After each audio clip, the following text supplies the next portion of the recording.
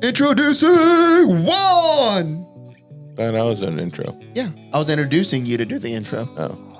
What's up, guys? This is Juan with another episode of Full Sin. And again, we got Kiefer, the co-host, the Senor Marcialago.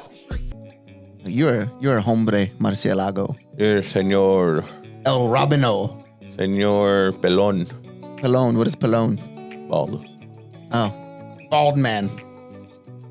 I mean, got a little fuzzy. I need to shave it again. Lex Luthor.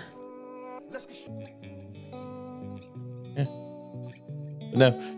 This episode, what we're going to be talking about?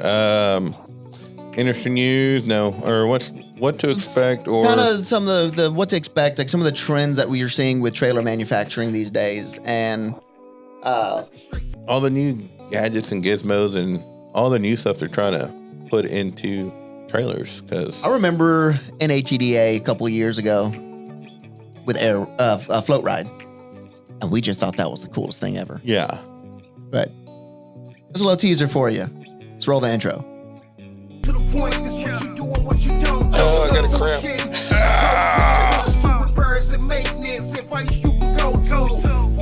Motherfucker. And we'll get you done right. Full sin, and we'll get you going right. Full sin, keep it going day and night. And this ain't just a podcast, we get it right and keep it tight.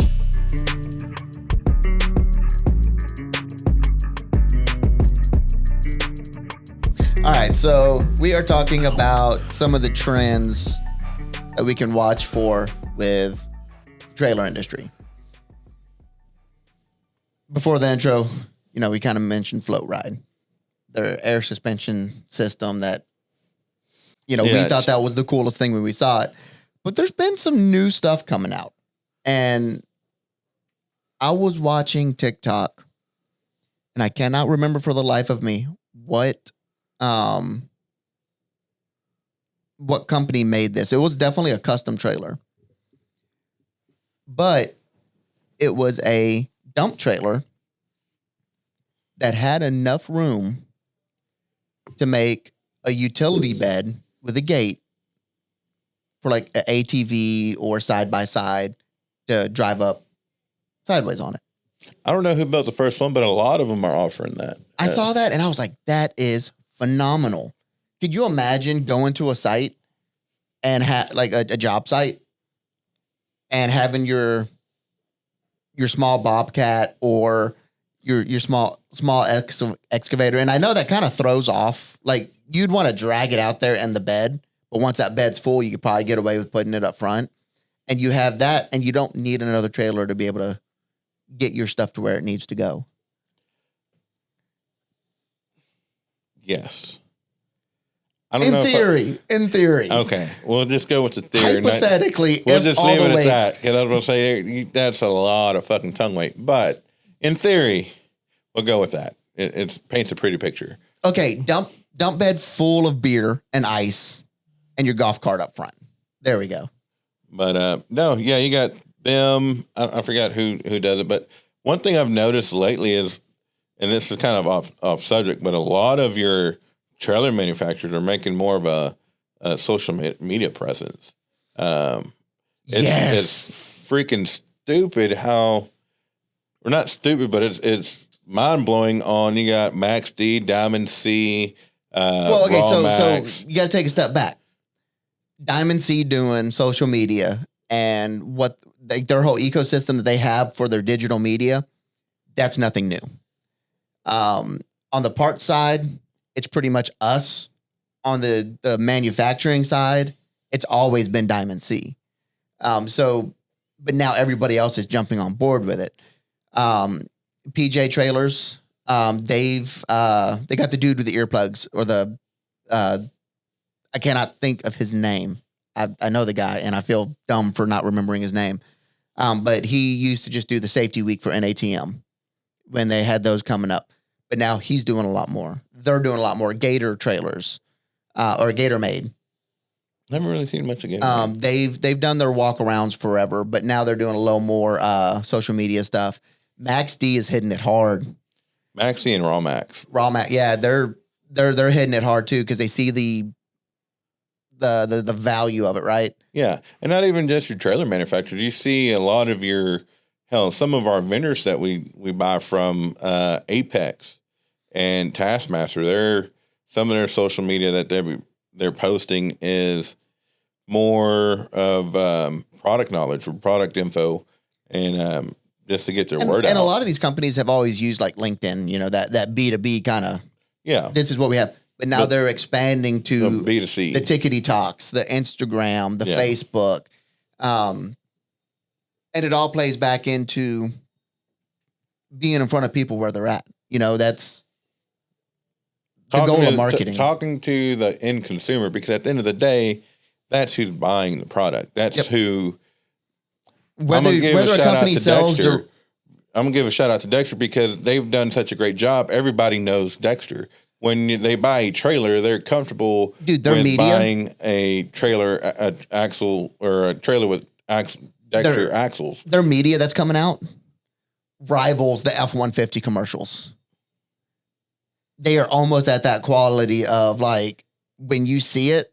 And they're posting because like of the 3 color or 5 grading things a day, and it's not one post. And that's the one thing you have to realize with and this is totally off subject, fucking rabbit hole, but it's about the number of posts and the time of posts that you do on social media would you get the most interaction.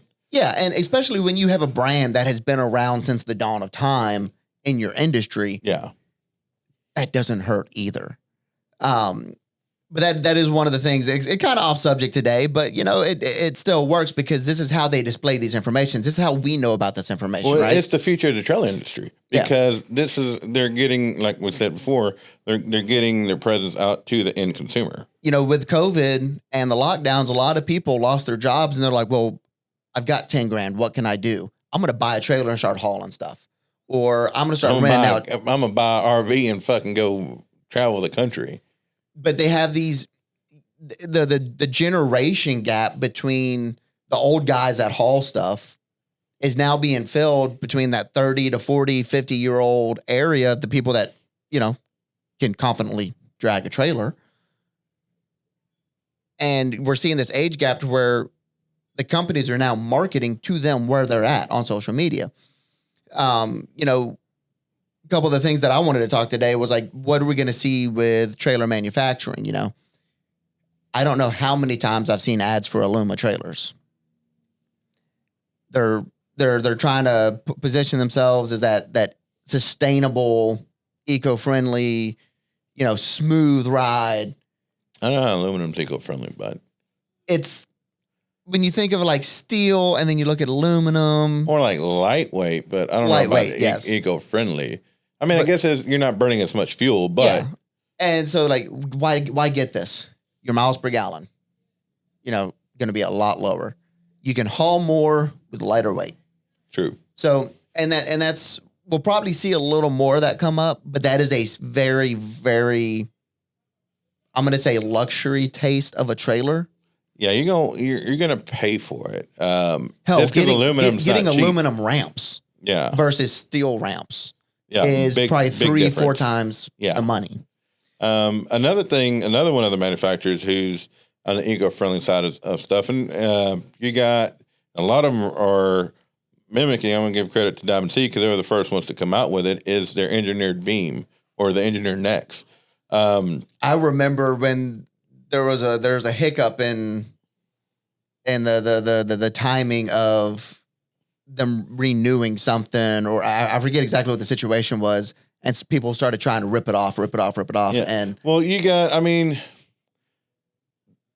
every trailer is freaking copied, so there's no such thing as a unique trailer because everybody's going to copy it. You're going to have this part from that and that part from this. So I get it, but you got, I want to say PJ offers the engineered beam. I want to say Max D offers the engineered beam. PJ is part of ATW, so I wouldn't see why Big Techs wouldn't have it. At that point, you won't see Big Techs or BYs or any of them start seeing it in the future. Right now, I want to say it's just PJ, but the beauty of the engineered beam, it's just the strength behind the neck. But one thing that Diamond C is doing different is that their whole research and development team, that goes into finding lighter material that can sustain the weight to reduce your payload or increase your payload. They actually have an R&D department that's not just, hey, go snap a pic of that. We're going to build that and try it. Yeah. You know, they're actually putting the research and development and the time and effort and money into making a better trailer. And I know at the last NATDA show, that's what Jacob was talking about is the engineered beam 2.0 is that they were launching later that year, which I want to say it's already out, but they talked to their steel manufacturer. They talked to different steel plants and were looking for lighter material that could sustain the weight to do all that. And that's something that kind of goes into the customization route. You know, these smart trailers or these custom trailers that have a specific purpose that have technology that most people haven't seen. Shit, look at Max D's car hauler, single car hauler with airbag suspension that you can literally drop that trailer. I want to say it's 2 or 3 inches off the ground. There was a company, the first NATDA we went to that I went to in 2018. They had a company that I don't know if it was Aluma, but they were aluminum car haulers, and the bag set it flat on the ground. Yeah, like no clearance, no clearance gap. It was on the ground. They're out of California, and specifically that is for car hauling, right? You're not gonna, carry 300 sheets of plywood on that thing. For your equipment, I mean, equipment hauling or car hauling, because their brand was car hauling, right? So that's some of the technology they saw in there. Then you have others. This goes into the part side of things, but the smart odometer hubs that you can get now for guys that are heavy hauling. Valcrum has, Valcrum has them. There's another company that has one too. It's a little different in its setup. It doesn't screw straight onto the cap. Valcrum's is a cap. But you can track better. You know when your maintenance is needed. You have put one on each axle. Then you know exactly how many miles are on it. You can take care of it, run your maintenance, do what you need to do. And then also if your trailer comes with this, that's less that your consumer has to spend out of pocket and think about and change to be able to make a better hauler. So there's really, really neat stuff like that. And then there's that one guy on TikTok that he's doing oil changes on his trailer. Oh yeah. That's a magnificent feature. That guy spent way too much money just to make a joke TikTok because he had a tank, he had an oil pan like mounted up under there. He ran a reservoir. Yeah, he went all out. But hey, his trailer ran perfect. I was seriously confused when I saw that. I was like, did he just like alter everything to make like You'd be oil surprised bath? how many people asked me that I sent that TikTok to. And they were like, is that for real? I'm like I knew it wasn't, but I was trying to figure out in what world it would be real. Because I was like, there's oil bath axles. And like, you could actually, no, but it spins. It'd be transmission fluid. Your trailer's blinker fluid is out, man. Go change it. I think someone requested him to do another a blinker fluid one. But no. Another eco-friendly thing that a lot of people are switching to is your LED lights. I mean, the longevity of the lights, they're not putting out as much heat.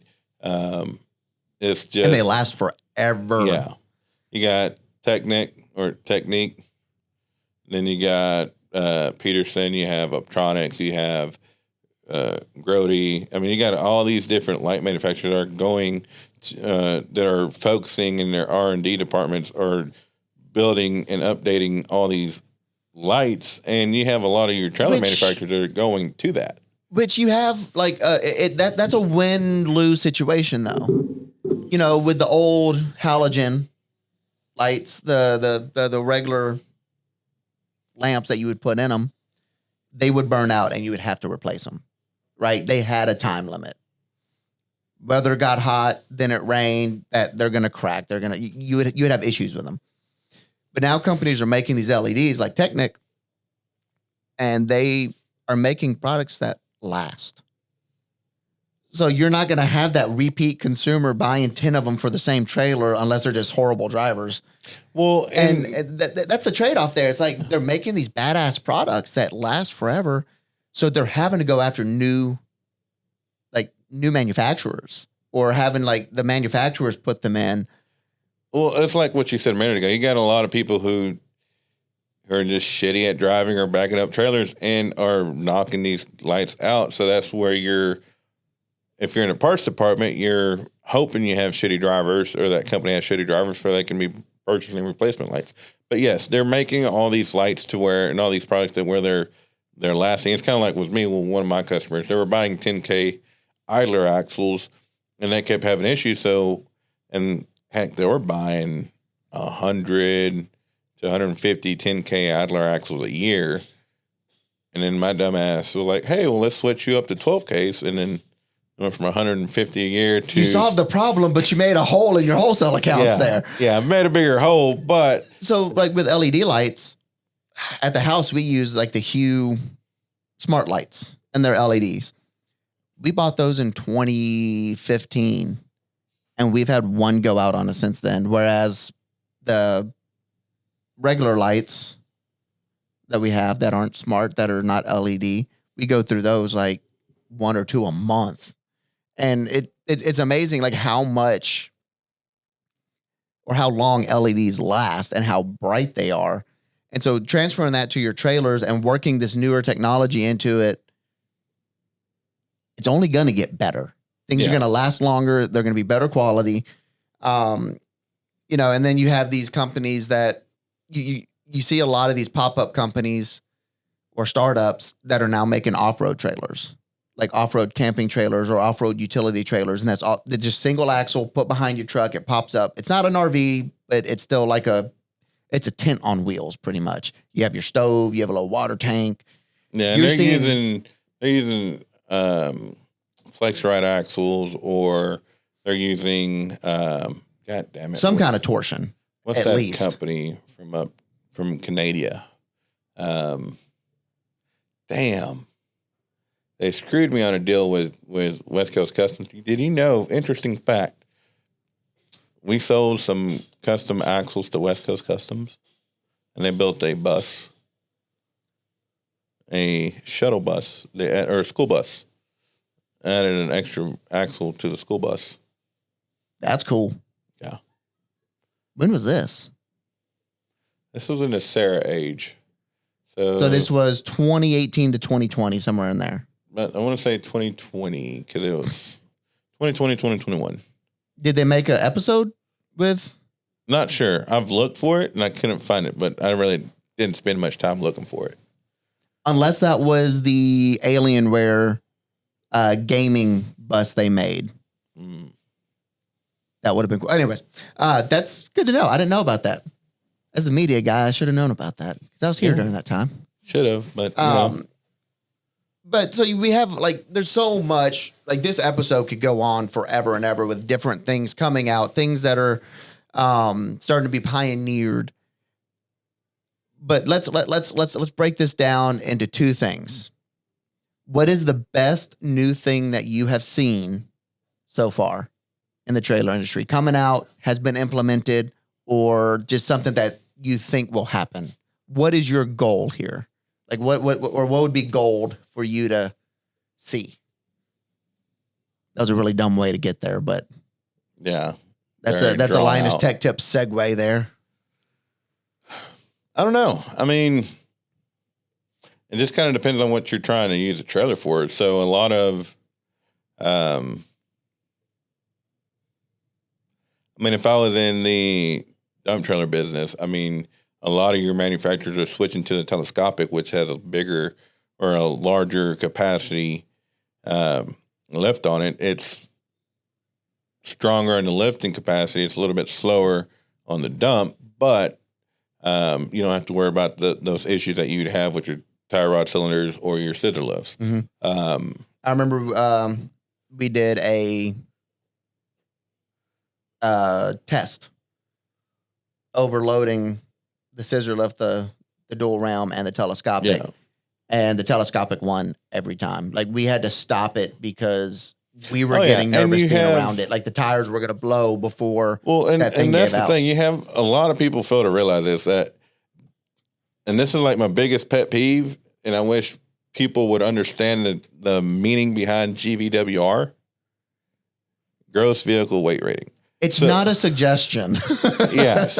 So just because you have two 8,000-pound axles does not mean you can tow 16,000 pounds or put 16,000 pounds on top of your trailer and expect to tow it. You possibly could. I've done some shady shit like that in the past. I'm not going to say I haven't. But you've got to subtract your truck, your trailer, your trailer weight, your fuel, anything, everything before you add your fucking load. Then plus your load should equal 16,000 pounds. Or less. Or less. Just because you can doesn't mean you should get to that 16,000 pound every time. I mean, but if you do, we have bearings, we have grease, we have axle springs, we have everything. We have can complete upgrade trailer your kits. axles. We can get you taken care of. So if you happen to want to go 16,001 pounds, give us a call. But that is something that does need to be kept in mind. And, just because you can doesn't mean you should. Yeah. But no, I mean, just like I said, with the dump trailers, the telescopic cylinders, with your car haulers, a lot of your companies are figuring out ways to make the clearance a lot easier, because especially when you have show cars or show trucks or even dropped vehicles, the incline or the angle of the slope is what kills you, because you're going to drag your bumper, you're going to drag something. Something has to be done with a trailer, or else you need 30-foot long freaking ramps with a slow incline. Correct. And that's where you have like those ones that drop to the ground where it's, or millimeter clearance. Or even those that have the hydraulic dovetails that make it a little bit easier, that you can incline that, or those tilt trailers that you can control the degree of the slope to make it easier to load. The power tilts. Yeah. But no, and then one thing, like with your car haulers or even your deck over trailers, a lot of your companies are switching over to hydraulic disc brakes, which is great because it provides a stronger stopping power, less maintenance, cheaper on maintenance. Yep. And it's a lot easier to maintain. And no, it does come with some caveats, because you have to make sure that your fluids are right. Yeah. Whereas with electric brakes, it's you can test them other ways. You don't have to go physically check to make sure the stuff's there. So it adds a little bit to your pre-check or your pre-trip checklist. What's the pre-trip checklist? Because I seriously doubt a lot of these people do that. And it's scary because part of your fucking CDL test is knowing how to do a pre-trip. But different subject. Check your truck, check your trailer. Done. Like, make sure your stuff's good to go.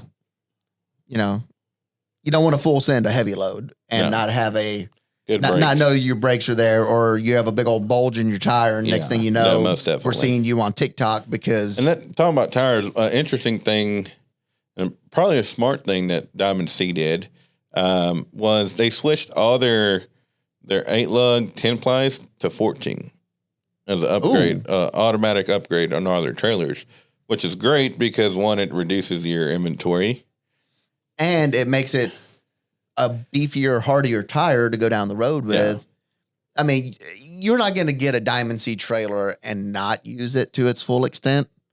So that's like with any trailer. I mean, you're buying it to, and I'll read all these forums that I'm in and groups that I'm in Facebook, whether it's PJ, Diamond C, Texas Pride, Big Tex. I forgot what some of the other ones are that I'm in, but they always hate on the guy who has a dirty trailer. And I'm like, that's the fucking point of having a trailer, is to work the shit out of it. Is it a show trailer, or are you going to work with it? Yeah. There's a difference between that 1980 show truck you have and then your daily dinger. Yeah, they were roasting a guy because he had mud or dirt and all over his trailer and mud flaps. And I'm like, that's money.